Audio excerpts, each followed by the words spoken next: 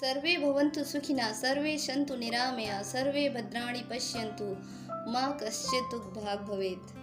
सभी सुखी हों, सभी निरोगी हों, सबका मंगल हो और कोई भी संसार में दुखी ना रहे। अरे ये क्या, हम तो यहाँ पे पोएम की स्टडी करने आए थे और यहाँ तो कुछ और ही चल रहा है। वेल गाइज, मैं आपको बता दूं कि जो हमारा टेक्स्ट है इसी से रिलेटेड है, पोएम की समरी। अगर आप इस थीम को लेके चलेंगे तो आप बहुत ईजिली इसको समझ सकते हैं और मैं आपको बहुत ईजी और सिंपल लैंग्वेज में इसको समझाऊंगी। तो पहले हम क्या करेंगे, पहले हम पोएम के टेक्स्ट को रीड करेंगे और इसके टफ वर्ड्स को भी देखेंगे। इसके बाद पोएम की समरी देखेंगे। और इससे पहले कि मैं ये सारी चीज़ें स्टार्ट करूं, आपसे एक रिक्वेस्ट है कि अगर आपको मेरा वीडियो अच्छा लगता है और आपको हेल्पफुल लग रहा है, then subscribe my channel and hit the bell icon.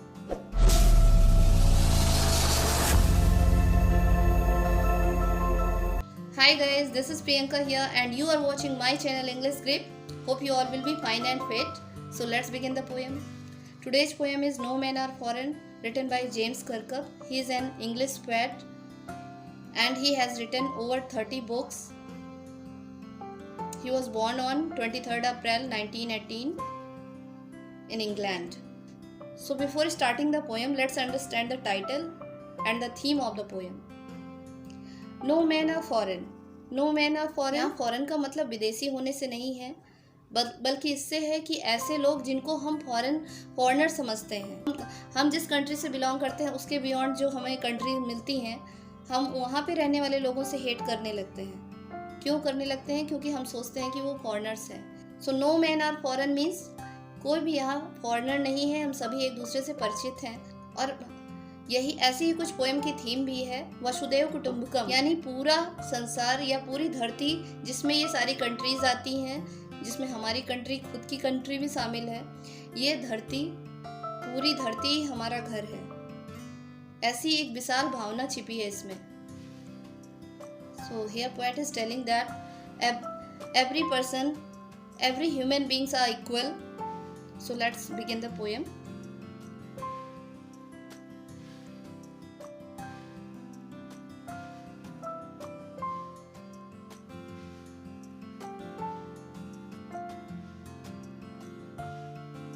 Let's read the poem. Remember, no men are strange, no country is foreign.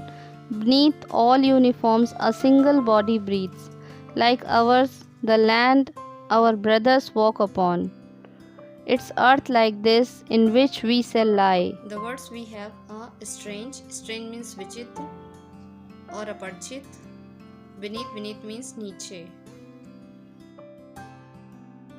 Remember, no men are strange, no countries are foreign. Means all are familiar, all are our brothers and sisters, and all countries are part of our motherland. So we should not differentiate these things. We should not think like that they are other persons, and we should not create the feeling of hatred. Beneath all uniforms, a single body breathes. Means although our uniforms are different, although our lifestyles, our culture are different, but each and every person has a single heart which is given by this God. हम सभी के पास, हम सभी को ईश्वर ने एक जैसा ही बनाया है। भले ही हम अपने रहन सहन और पहनावे से अलग दिखते हैं, लेकिन हम सभी के सीने में वो एक दिल ही धड़कता है। किसी को बायस होके भगवान ने नहीं बनाया है और सभी एक जैसे ही प्रकृति से प्राप्त चीज़ों का उपभोग कर रहे हैं। जैसे कि सीमाओं में, बॉर्डर पे बहुत से सोल्जर्स फाइटिंग करते हैं, उनकी यूनिफॉर्म डिफरेंट होती है, पर वो सारे सोल्जर को भी आप देखोगे, सबका हार्ट वैसे ही बीट करता है जैसे कि हमारा। कहने का मतलब कि हमको हमारे जीवन दाता ने हम पर कोई भेदभाव नहीं किया, तो हम कौन होते हैं उनसे भेदभाव करने वाले। The land our brother walk upon is earth like this we shall lie. Means it's the same land where all person are walking. कहने का मतलब कि इस लैंड पे ये अदर कंट्रीज भी इस लैंड का ही पार्ट है, मदर लैंड का ही पार्ट है, और उसमें भी सभी स्वतंत्रता से आते जाते और रहते हैं जैसे कि हम रहते हैं। They are same as we are and same way we will die at the end of our life. Means हमारा अंत भी वैसे हो जाना है। हमारा जन्म इस मिट्टी से हुआ है और फाइनली अंत में जाके हमें इसी मिट्टी में मिल जाना है। ये तो था फर्स्ट स्टैंजा। गाइस अंत तक बने रहिएगा, वीडियो को स्किप नहीं करिएगा, नहीं तो आप इसके थीम को समझ नहीं पाएंगे। और देखते हैं नेक्स्ट स्टैंजा क्या है। One more thing I have to tell, if any query regarding this poem, you can ask me in comment section. Second stanza. They too aware of sun and air and water are fed by peaceful harvest by war long winter starved. Their lands are ours and their lines we read, a labor not different from our own.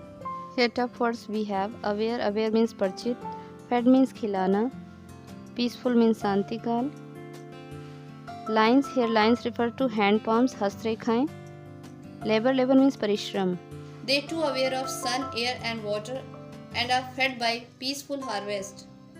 Means as we are using those natural things, sunlight, we are using sunlight, we are using air, we breathing. If there is no air, then how we survive? Finally what will happen? We will die. So we using the air. Each and every person of this earth is using the same air, sunlight and water. So as we are consuming these things, same way they are. जब एक भी लड़ाई झगड़ा नहीं है और हम चैन से अगर जी रहे हैं तो हम अपना जीवन यापन कैसे करते हैं? खेती करके उससे जो फसल उगती है उससे हम अपना भरण पोषण करते हैं। ऐसे ही अदर कंट्रीज़ में भी होता है, कोई भी इसमें कुछ भी डिफरेंट नहीं है। सेम वे वो भी अपना जीवन जी रहे हैं जैसे हम जी रहे हैं। No matter which country is this, but if we are involved in war kind of activities, then lots of bloodshed happening and we are polluting our motherland. And as they are facing starving condition during the war or winter season, same we are. उनकी तरह ही हमारे साथ भी होता है। अगर ये मारकाट और लड़ाई झगड़े में हम लिप्त होते हैं तो क्या फाइनली निष्कर्ष क्या निकलता है? फाइनली हम भी वही सिचुएशन फेस करते हैं, भूखमरी की स्थिति हो जाती है या अकाल हो जाता है। हम लोगों को भी ये सारी परेशानियां झेलनी पड़ती हैं वॉर के टाइम पे जो अदर कंट्रीज़ में होती हैं। Their lands are ours and in their lines we read. कहने का मतलब कि उनकी ज़मीन या उनकी मातृभूमि हमारी जैसी ही है। और ये हमें कैसे पता चलता है? Their lines we can read in their hands, it's quite visible. How? As our hands are showing that how much labor we are doing these days, same their hands expressing this. Means हमारे हाथों में हम मेहनत करके अगर कमाते हैं, same way they earn money, same way they do labor. So nothing is different here. वो भी हमारी तरह जीवन यापन कर रहे हैं, जीविका कमा रहे हैं और इसी तरह परिश्रम करके ही जी रहे हैं। Third stanza. Remember they have eyes like ours that wake or sleep, and strength that can be won by love. In every land is common life that all can recognize and understand. Let's see the tough words. Remember. Remember means याद रखना. Strength means power, शक्ति. Love means स्नेह. Common means सामान्य. Recognize means पहचान. Understand means समझना. Remember they have eyes like ours that wake or sleep. दो आँखें उनके पास भी हैं और वो भी हमारी तरह सोते और जागते हैं। Strength that can be won by love. In every land there is a common life. और किसी को भी हम अपने प्रेम से भी जीत सकते हैं। There is no need of war or fight. Means सबके पास दिल है, सभी के पास फीलिंग्स इमोशंस भी हैं। अगर हम किसी को जीतना चाहते हैं तो वहाँ पे हमें फाइट या ब्लड सेट की नीड नहीं है। हर जगह हम प्रेम और सद्भाव और शांति से भी काम चला सकते हैं और उनसे अपना व्यवहार अच्छा रख सकते हैं। That all can recognise and understand means हम सभी के पास जो इमोशंस मैंने अभी बताया, ठीक उसी प्रकार सभी के पास फीलिंग, इमोशंस और भावनाएं होती हैं हम उन सभी से पहचान सकते हैं कि ये भी तो हमारी तरह ही हैं. We can understand them this way. With the love we can understand them. So hatred, fighting, war kind of activities is not necessary. Now come to the fourth stanza.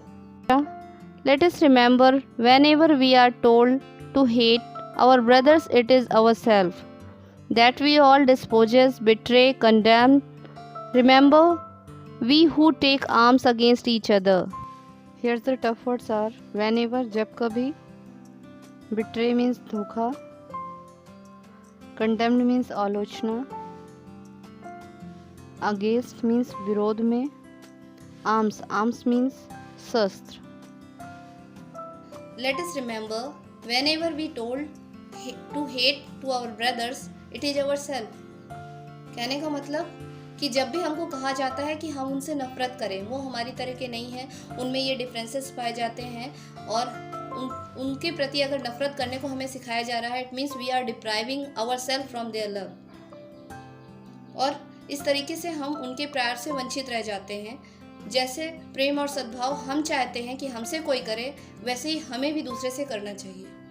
Many of times we are being selfish, we cheating, betraying others.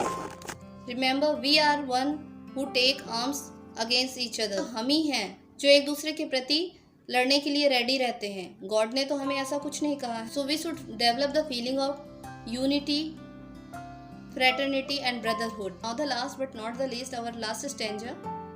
So let's discuss. It is the human earth that we defile, our hells of fire and dust outrage the innocence of air that is everywhere our own. Remember, no man is foreign and no country is strange. By James Kirkup. Now the time to read tough words. Defile means pollute करना या दूषित करना. Outrage means anger और अत्यधिक क्रोध की स्थिति. It is the human earth that we defile. Means we all are human being and it's our motherland which we are polluting. हम अपनी ही मातृभूमि को पॉल्यूट कर रहे हैं फाइटिंग के द्वारा, ब्लड सेट के द्वारा और लड़ाई झगड़े के द्वारा. Outrage the innocence of air that is everywhere. Means हम सब जगह गुस्से की परिस्थितियां फैला रहे हैं, झगड़े की परिस्थितियां फैला रहे हैं और एक दूसरे से नफरत और घृणा कर रहे हैं. At last again he is telling the same line. Remember, no men are foreign and no country is strange. Means everybody are equal, everybody are familiar and they all are person and human beings like us, and no countries are foreign because all countries are the part of the same motherland where we are living. Very beautifully depicted here that we all are one. We should develop the feeling of unity, brotherhood and fraternity, and there is a no use of war kind of activities. So finally last में यही बोलूँगी कि वसुदेव कुटुंबकम की भावना हमें रखनी चाहिए और poet के अनुसार ही नहीं बल्कि हमको खुद भी ये बात समझनी चाहिए. उन्होंने जो कहा है बिल्कुल सही कहा है कि हमारी पूरी धरती हमारा घर है. हमें ये नहीं सोचना चाहिए कि हम इस कंट्री के हैं, वो अदर कंट्री के हैं, वो भी हमारी तरह ही प्राणी हैं और वो उस ईश्वर की संतान है जिसने हमें बनाया है. तो हम सभी एक हुए. तो फाइनली यही है कि ये नफरत और ये घृणा इन सब में कुछ नहीं रखा है. प्रेम, सद्भाव और शांति ही मूल मंत्र होना चाहिए हमारे जीवन का. So this was the summary of the poem. I hope you would have enjoyed it. If you like my video, please subscribe, share and don't forget to hit the bell icon.